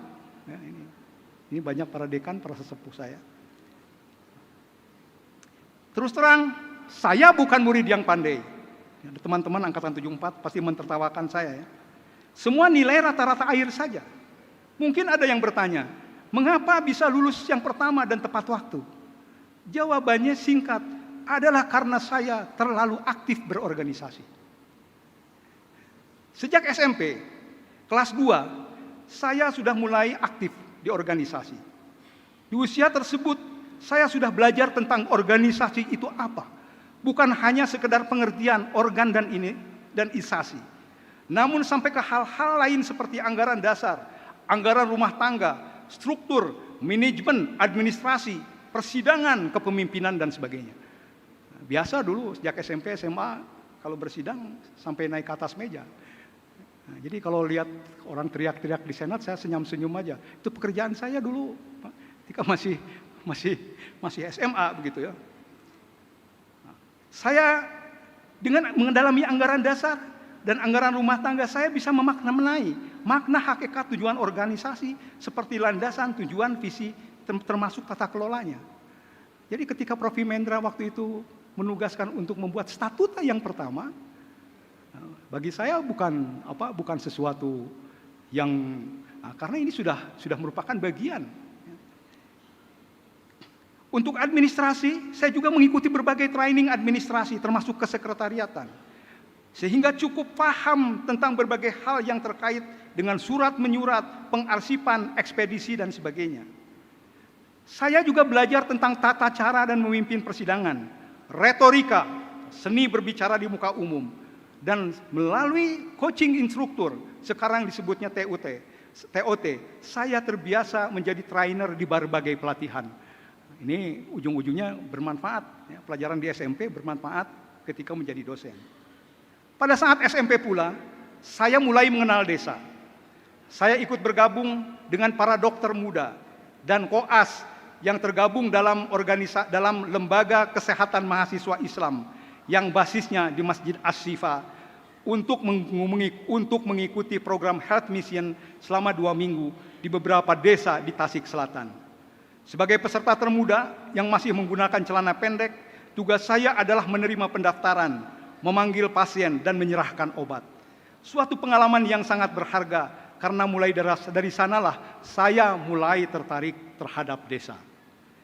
Aktivitas di organisasi berlanjut SMA dan mahasiswa. Ketika SMA, saya sempat menjadi sekretaris jenderal Persatuan Antar SMA Negeri se-Jawa Barat, yang sekarang namanya menjadi IKOSIS. Ketika di tingkat akhir harus membuat tesis, saya memilih judul efektivitas organisasi perkumpulan petani pemakai air. Pengalaman empiris ditambah dengan keikutsertaan di berbagai seminar dan latihan, seperti latihan kepemimpinan daerah, kepemimpinan mahasiswa daerah, dan pelatihan-pelatihan di tingkat nasional, sangatlah membantu dan memudahkan saya untuk menulis tesis tersebut. Karena yang dibahasnya organisasi, walaupun itu di tingkatan makro, yaitu kelompok tani, namun secara teoritis, pola pikir dan implementasinya di kemudian hari dapat menjadi bekal untuk memahami dan mengaplikasinya di berbagai organisasi lainnya, termasuk universitas. Secara umum, efektivitas organisasi dapat diartikan sebagai kemampuan sebuah organisasi untuk dapat mencapai tujuan yang telah ditetapkan dengan cara yang tepat, terukur, relevan dengan kebutuhan lingkungan internal maupun eksternal. Organisasi yang efektif bukan hanya sibuk mengurus organisasi itu sendiri, melainkan harus menghasilkan dampak nyata dalam bentuk target tercapai, layanan membaik, anggota berkembang dan merasakan mendapatkan manfaat dari organisasi tersebut, atau dengan bahasa lain kesejahteraan, dan dengan mengelola sumber daya yang sebaik-baiknya. Dengan demikian, efektivitas organisasi dapat dipahami sebagai tingkat keberhasilan organisasi dalam mencapai strateginya.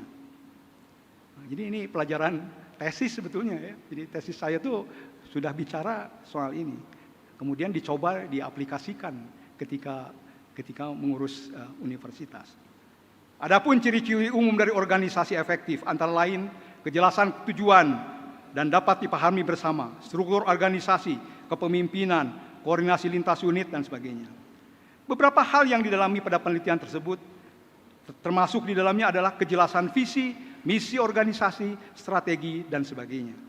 Selanjutnya diteliti pula pencapaian tujuan organisasi, kepuasan pemangku kepentingan, proses internal, kemampuan adaptif, dan pertumbuhan kapasitas organisasi. Hadirin yang terhormat, walaupun saya tidak pernah menduduki jabatan struktural di Universitas Padjadjaran, kecuali menjadi ketua jurusan selama 3 bulan saja, sebelum menjadi atase pendidikan dan kebudayaan di Prancis, namun pengalaman panjang aktif di organisasi, ditambah dengan sedikit pengetahuan teoritis tentang organisasi dari tesis yang saya buat, saya cukup pede ketika diminta oleh para senior di Fakultas Pertanian untuk dicalonkan menjadi rektor. Bukan mencalonkan diri, ada para tokoh-tokohnya ada. Saya dicalonkan oleh mereka. Selain daripada itu, saya juga merasa cukup tahu tentang UNPAD karena bertahun-tahun ikut berbagai kegiatan di universitas. Saya pernah menjadi staf Warek 1 di zamannya Profesor Lukito Sukahar bersama-sama dengan almarhum Pak Aji Yufeto dari sastra Jepang. Di zaman Pak Himendra, saya pernah menjadi staf rektor bersama dengan Prof. Suman Suparman dan Prof. Ramdan Panigoro.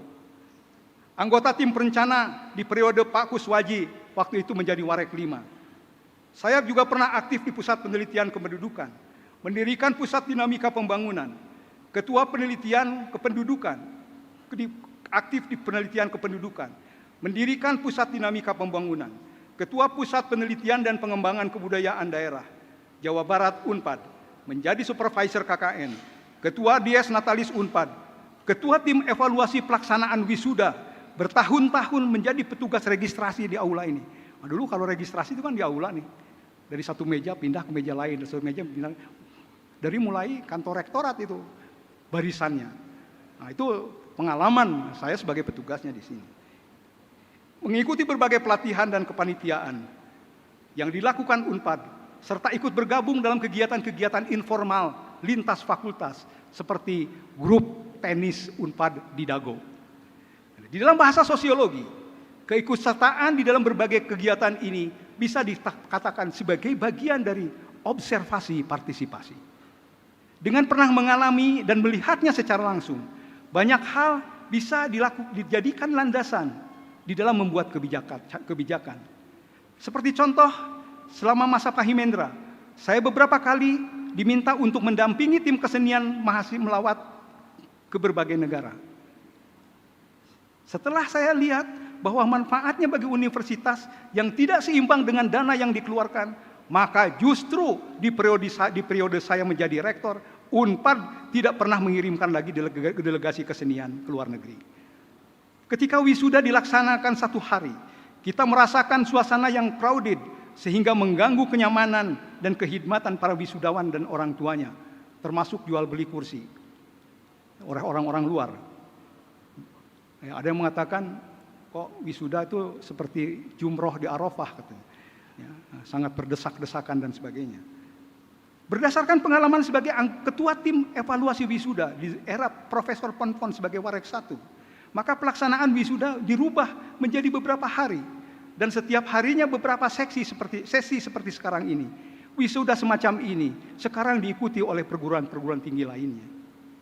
Sebagai orang yang pernah bertahun-tahun menjadi petugas registrasi di aula, saya melihat bahwa mahasiswa harus antri dan bergeser dari meja ke meja yang lainnya, membawa uang cash yang rentan hilang, kurang terjaminnya pengumpulan uang. Nah, uangnya kadang-kadang nggak jelas juga tuh, apa masuk ke UNPAD apa tidak gitu ya. Nah, kemudian kita rubah dengan sistem online yang bekerja sama dengan beberapa bank. Hasilnya tidak lagi ada kerumunan, uang mahasiswa aman karena tidak membawa cash, dan yang lebih menguntungkan lagi, semua uang, jumlah dan kedudukan atau status mahasiswa terkontrol. Nanti kita lihat, oh ini hanya yang bayar saja yang menjadi mahasiswa UNPAD. Jadi yang tidak bayar tidak menjadi mahasiswa UNPAD. Dengan sistem seperti itu, ternyata penerimaan dari uang SPP UKT dapat menjadi 2 kali lipat. Nah, ini ada profilnya di sini, sehingga kita bisa membangun di Jatinangor dan bahkan punya uang sisa yang juga bisa membebaskan UKT bagi mahasiswa yang tidak mampu. Selain daripada itu, waktu pelaksanaan registrasi atau hari registrasi menjadi lebih pendek. Hanya dibutuhkan waktu 7 menit saja sejak mahasiswa duduk di ruang Balai Santika, kemudian difoto, mendapatkan KTM, dan pulang membawa informasi Unpad termasuk memakai jaket alma mater. Demikian pula halnya dengan KKN. Sebagai orang yang pernah menjadi supervisor KKN dan pernah mengalami KKN selama 3 bulan, pelaksanaan KKN pada saat itu, saya tidak tahu sekarang, sangat jauh dari gagasan KKN yang menjadi kesimpulan seminar peran perguruan tinggi di dalam pembangunan masyarakat yang diselenggarakan oleh Dewan Mahasiswa Unpad tahun 76. Jadi tahun 76 Kang Iwan mungkin ya, saya sebagai bagian dari kegiatan di Dewan Mahasiswa pernah menyelenggarakan diskusi mengenai KKN ini yang kemudian mungkin hasilnya tahun 78 mulai KKN itu dilaksanakan. Karena hal tersebut kita membuat kebijakan baru bahwa prinsip utama dari KKN adalah belajar dari masyarakat. Secara sosiologis tidak ada yang dapat diberikan oleh mahasiswa kepada masyarakat dalam waktu 1 bulan. Dan saya menyebutkan selain mungkin hanya akan merusak tatanannya saja. Nah, jadi kalau kita datang 1 bulan aja ke desa memberikan ceramah begitu, kemudian ceramahnya dipraktekkan, ternyata juga apalagi mahasiswanya tingkat 5 atau tingkat berapa, ketika pulang orang-orang desa aja kan yang dirugikan. Oleh karena itu waktu itu kita arahkan, semuanya kita arahkan kepada belajar dari masyarakat desa. Bagi saya ketika anak-anak itu sampai ke desa, naik truk begitu, dari kecamatan ke desa dengan jalan yang renjul, itu adalah sudah suatu pembelajaran yang luar biasa. Apakah mereka harus membuat jalan? Tidak. Kita harapkan apabila suatu saat menjadi anggota dewan, anggota pemimpin, ingat kepada desanya sehingga memberikan perhatian kepada masyarakat di daerah desa itu. Bukan pada saat itu. Pada saat itu 1 bulan KKN tidak ada yang bisa kita lakukan. Sebagai salah satu kegiatan utama dari kajian sosiologi adalah pengetahuan tentang orang-orang. Dengan keikutsertaan di dalam berbagai kegiatan, kita bukan hanya menambah pengalaman dan pengetahuan, tapi yang juga tidak kalah pentingnya adalah bisa mengenal lebih banyak orang-orang dari berbagai fakultas, baik itu dosen maupun tenaga kependidikan. Bukan hanya sekedar kenal, tetapi tahu secara cukup lebih mendalam latar belakang, keahliannya, karakternya, dan sebagainya, dan sebagainya. Hal ini sangat membantu di dalam mencari teman untuk bersama-sama mengelola universitas ini. Pada tahun 2000, Pusat Dinamika Pembangunan Unpad pernah menyelenggarakan kegiatan FGD dan juga lomba tulis menggagas Unpad masa depan. Kala itu juara karya tulis adalah Saudara Yana dari Fakultas Hukum dan untuk tingkat mahasiswa, dan almarhum Prof. Zul Rizka untuk kelompok dosen. Di dalam FGD digunakan metode ZOP, Ziel Oriented Project Planung, yaitu perencanaan kegiatan berorientasi tujuan. Secara umum pendekatan ini saya jadikan landasan untuk merumuskan focal concern dan driving force pengelolaan Unpad di kemudian hari. Untuk memahami keterkaitan permasalahan di universitas, analisa ditambah dengan tools-tools yang lain. Kalau sekarang misalnya ditambah dengan sistem dynamic. Yang untuk kemudian hal-hal tersebut menjadi entry point untuk mengelolaan universitas secara berkelanjutan. Nah, jadi dari mana? Ini kan banyak sekali permasalahan. Yang selalu saya pikirkan adalah bagaimana kita menembak di satu titik tetapi mempunyai efek domino ke berbagai yang lain. Nah, ternyata salah satunya itu adalah sistem registrasi. Karena dari sistem registrasi kita bisa mengetahui siat, ujung-ujungnya nanti kehadiran dosen, dan sebagainya, dan sebagainya. Kalau administrasinya itu baik. Ketika mahasiswa saya sering juga mengkritisi presiden sebagai mandataris MPR. Pada saat itu. Atau kepala desa merangkap jadi ketua LKMD. Dan ternyata pada saat itu peraturan juga menunjukkan bahwa rektor adalah juga ketua senat akademik. Ini tentu tidak sesuai dengan prinsip yang saya pegang.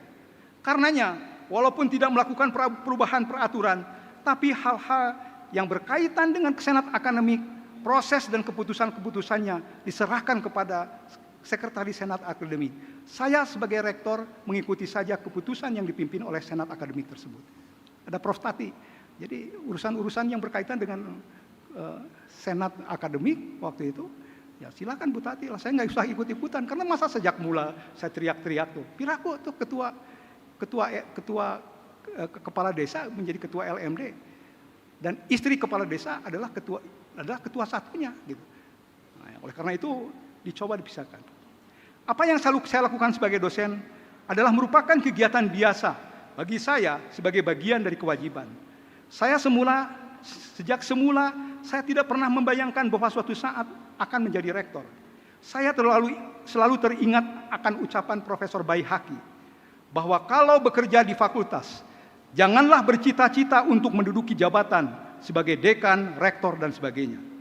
Sebagai dosen muda, haruslah cepat-cepat sekolah untuk memperoleh gelar doktor, dan setelah itu berusahalah untuk menjadi guru besar yang tidak berada di bawah bayang-bayang orang lain atau kahilman bangkong.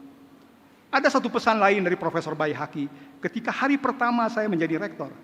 Beliau meminta waktu khusus untuk berbicara hanya 1 menit, yang pada kenyataannya yang disampaikan hanya kalimat pendek saja.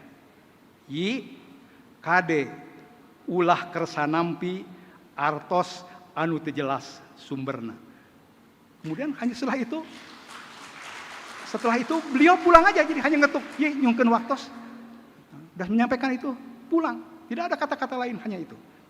Ya hadirin yang terhormat, selanjutnya tadi banyak dibahas, saya ingin menyampaikan secara singkat keterkaitan saya dengan Susundaan.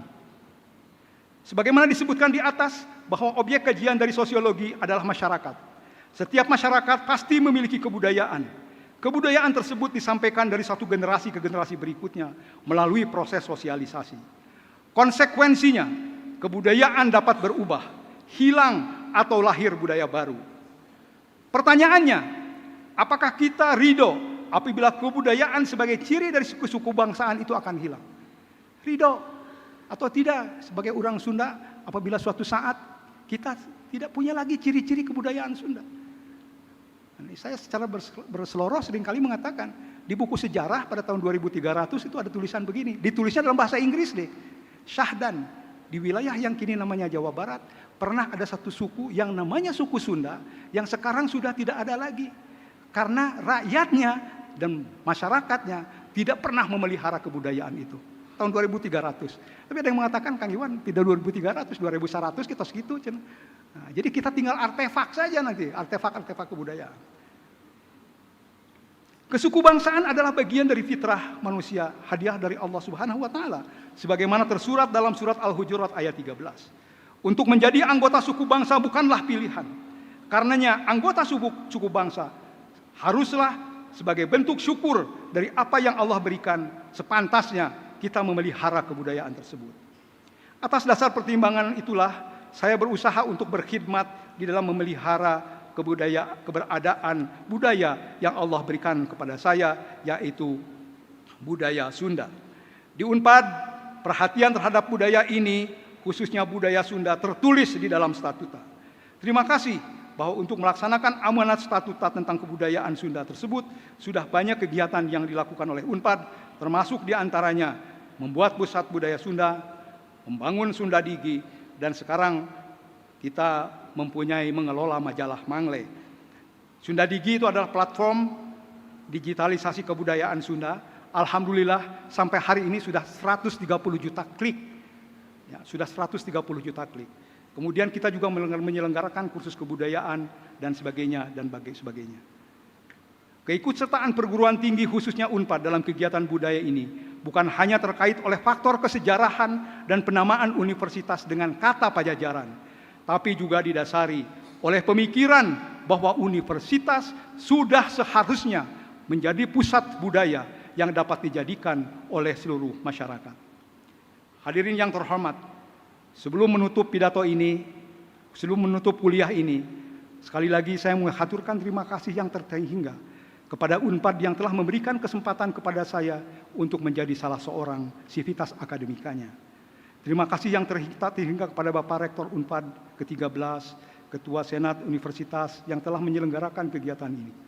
Mohon maaf apabila agak panjang yang saya sampaikan karena namanya juga kuliah wadah. Terima kasih kepada para undangan.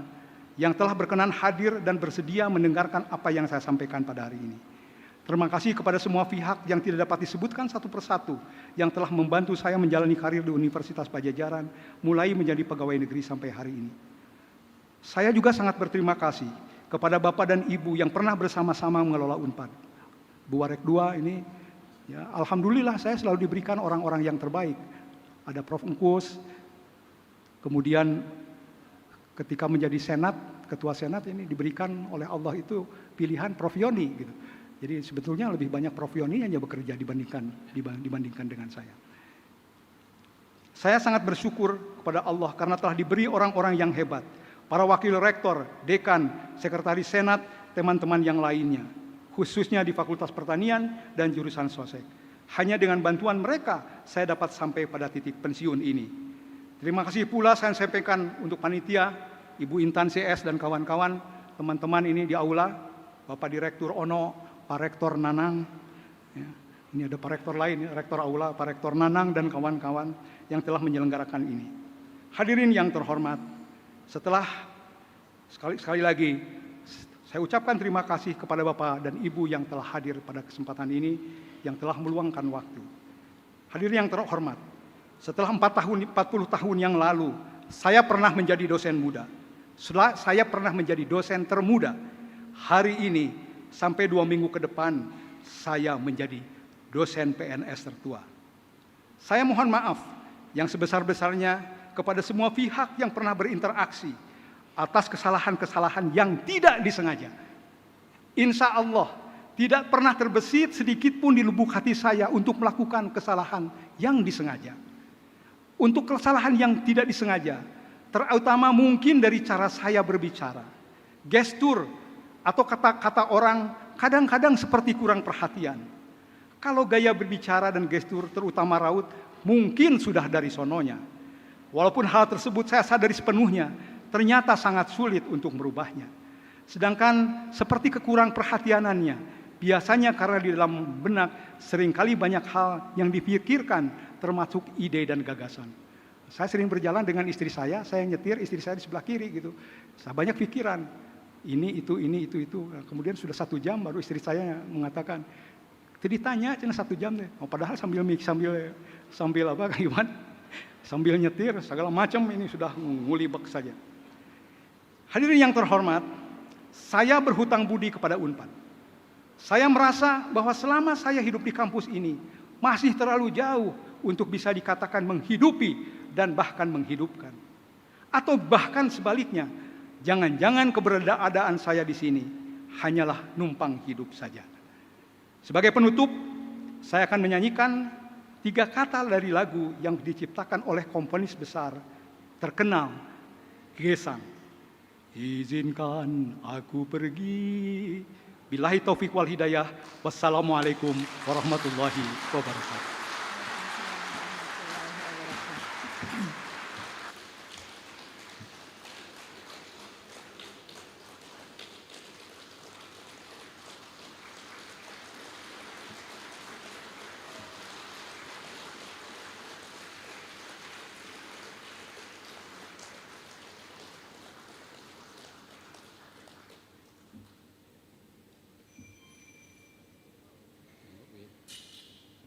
Masya Allah, luar biasa. Ibu Bapak sekalian, rasanya ini baru kuliah. Dan luar biasa yang disampaikannya, kalau anak sekarang bilang daging semuanya. Masya Allah. Dan Ibu Bapak sekalian, sebetulnya apa yang disampaikan banyak tanya yang muncul, yang harusnya bisa didiskusikan seperti halnya kuliah begitu. Tapi karena ini judulnya kuliah wada, jadi tidak ada tanya jawab. Walaupun SKS-nya lebih dari 3 tadi ini ya. Prof. Ganjar luar biasa, ada interaksi simbolik yang biasa kita kenal di Vkom gitu ya. Yang tadi juga dikutip oleh Pak Ganjar, George Herbert Mead, betul. Dan contoh-contoh nyata yang ada di Universitas Padjadjaran, bagaimana yang tertulis dan yang ada di realitas itu ternyata ada perbedaan atau gap. Tetapi karena tidak ada pertanyaan, artinya perlu lagi ada kuliah berikutnya mungkin Pak Ganjar. Kenapa? Kalau kita kenal istilah kuliah wada, kita kenal juga istilah tawaf wada. Ibu bapak yang pernah berumroh, kita diajak untuk tawaf wada dan salah satu doanya adalah minta kembali lagi. Nah hari ini mari kita juga dalam hati berdoa semoga ada kuliah wada yang kedua dan yang ketiga dari Prof. Ganjar Kurnia. Tepuk tangan Bapak Ibu Insya Allah. sekalian. Mungkin nanti ada undangan wada putaran kedua ya Bapak Ibu. Insya Allah. Ya. Kang Ari siap sebagai MWA. Baik. Silakan Bu Yen. Baik Ibu Bapak sekalian, khusus untuk Prof. Ganjar, biasanya kalau kita selesai dari satu urusan, pasti ada urusan lain yang sudah menanti Pak Ganjar.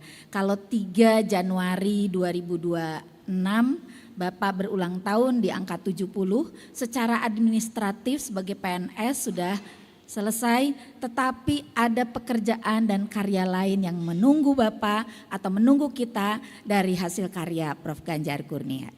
Baik Ibu Bapak sekalian, untuk mengakhiri pertemuan kita kali ini dan memohonkan nanti ada lagi kuliah wadah berikutnya, mari kita akhiri dengan doa. Oleh karena itu kami mengundang Prof. Sarif untuk memandu doa pada pagi hari ini. Kami persilakan.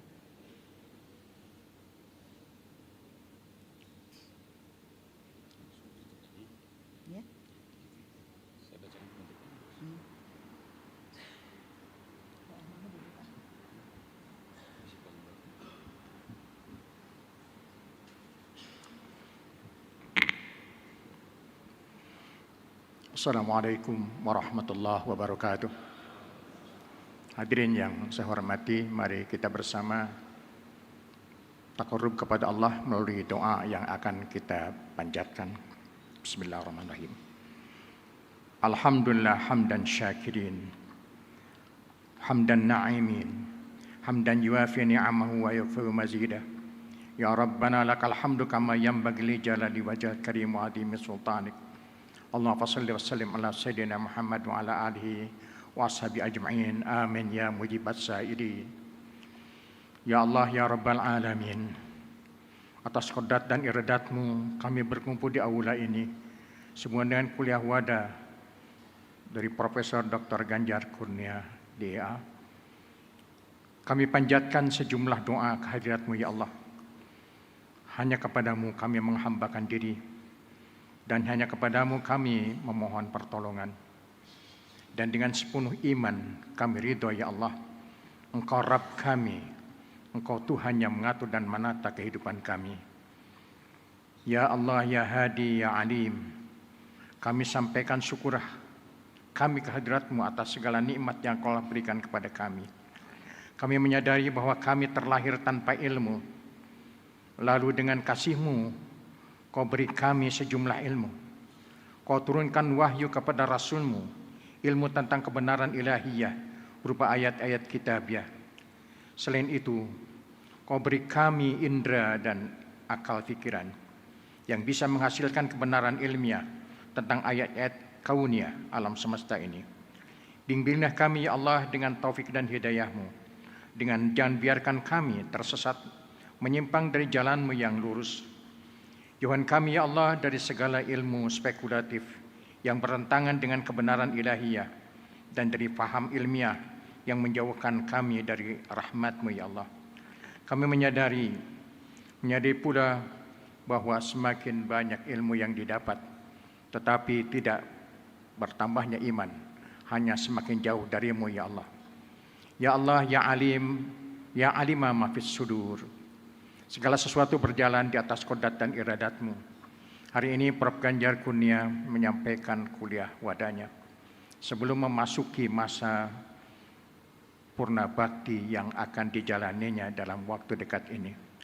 Ya Allah, terimalah sepenuh pengabdiannya dalam berbagai amanah jabatan yang diembannya di kampus ini dan di luar kampus ini sebagai ibadah penghambaannya kepada-Mu ya Allah. Jadikanlah segala ilmu yang dikembangkan di kampus ini sebagai ilmu yang penuh berkah baginya dan memberi manfaat yang besar bagi masyarakat. Jadikanlah pula ilmu yang dimilikinya sebagai ilmu, sebagai amal jariah yang memiliki manfaat panjang dan pahalanya akan mengalir terus kepadanya.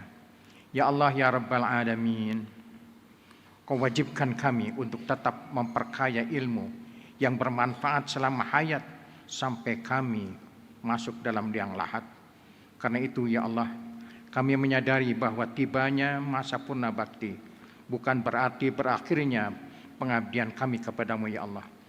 Berikanlah kesehatan, iradat dan qadrat kepada kami dan khususnya kepada Prof. Ganjar Kurnia untuk tetap mengabdikan diri dalam keseimbangan antara fikir dan zikir, menyebarkan dan memanfaatkan kebenaran ilmiah dan kebenaran ilahiyah sebelum tiba saatnya kami Kau panggil ya Allah untuk menghadap-Mu.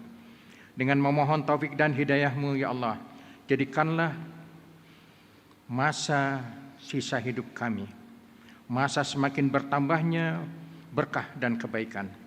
Ya Allah, masukkan kami ke dalam kelompok yang Kau sebut sebagai ulul albab, kelompok hamba-Mu yang tetap berpikir jernih, cerdas dalam bimbingan iman, yang senantiasa berusaha bertafakkur memikirkan ayat-ayat kauniyah dalam alam semesta ini dan kebesaran-Mu dalam ayat-ayat kitabiah yang sebenarnya adalah ayat yang sebenarnya turunkan sebagai kebenaran yang mutlak. Ya Allah, ya Alim, jadikanlah kami hamba-hamba-Mu yang senantiasa menggali ayat-ayat kitabiah, tanda-tanda kebesaran-Mu dalam kitab-Mu ya Allah, agar kami menjadi hamba-hamba-Mu yang senantiasa berzikir mengingat-Mu dan menghasilkan dan juga penghambaan diri kepadamu ya Allah, yang hanya berakhir dengan pengakuan Rabbana ma khalaqta hadza batila subhanaka faqina azabannar. Ya Tuhan kami, tidak Kau jadikan semua ini sia-sia. Maksud Engkau ya Allah, lindungi kami dari azab neraka. Ya Allah, ya Rahim, ya Rahman, ya Rahim, ya Malik Yaumiddin. Sekali lagi kami sangat mengharap bimbingan-Mu agar kami tetap berada di jalan-Mu hingga kami mampu mempertanggungjawabkan ilmu yang Engkau berikan kepada kami di saat kami berada di hadapan pengadilan-Mu ya Allah di hari akhir. Ya Allah, ya Ghafur, Engkau Maha Pengampun dan Engkau Maha Penyayang. Engkau Maha Pengampun kepada kami semua ya Allah. Ampuni kami atas segala kesalahan dan kekelalaian kami. Ya Allah, jangan Kau hukum kami karena kami lupa atau kami melakukan kesalahan. Jangan Kau bebani kami beban yang seperti yang Kau bebankan kepada umat-umat sebelum kami. Jangan Kau beban kami sesuatu yang kami tidak mampu memikulnya. Ya Allah, bimbingan dan para pemimpin yang mengemban amanah di Universitas Pajajaran ini. Dengan taufik dan hidayah-Mu, beri kekuatan kepada mereka untuk mengantarkan UNPAD menjadi universitas terbesar, memberi manfaat bagi negeri dan bangsa kami di bawah ridho-Mu. Tumbuhkan dan tuburkan benih-benih persaudaraan dalam kehidupan keluarga besar Universitas Pajajaran. Ikatlah kami ya Allah dengan silaturahim, ikatan kasih sayang di antara kami. Allahumma aslih lana dinan ladih wa ismatu amrina wa aslih lana dunyana lati fiha ma'ashuna. Allahumma aslih lana dinan ladih wa amrina lati fiha ma'ashuna wa aslih lana dunyana lati fiha ma'ashuna wa aslih lana akhiratna allati ilaiha ma'aduna. Allahumma ij'al hayata ziyadatan lana fi kulli khair waj'alil mauta rahana min kulli syarr. Allahumma ij'al khaira umurina akhirahu wa khaira a'malina khawatimahu wa khaira ayyamina yaumil liqa'ika. Allahumma khtim lana bi husnil khatimah wa la tahtim alaina bi su'il khatimah. Rabbana atina fid dunya hasanah wa fil akhirati hasanah wa qina adzabannar wa adkhilna jannatal abrar ya aziz ya ghafar ya rabbal alamin. Rabbana taqabbal minna innaka antas samiul alim wa tub alaina innaka antat tawwabur rahim. Amin ya rabbal alamin. Wassalamualaikum warahmatullahi wabarakatuh.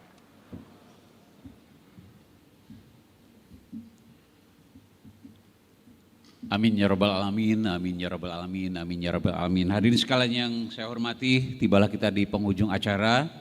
Saya sendiri Atwar Bajari dan Ibu Dr. Jenny Ratna Suminar mengucapkan terima kasih, dan dengan ini acara tuntas.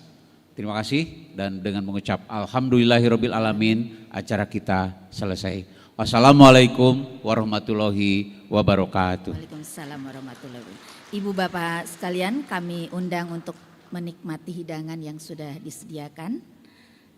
Mangga dihaturanan wilujeng nyobian. Mangga.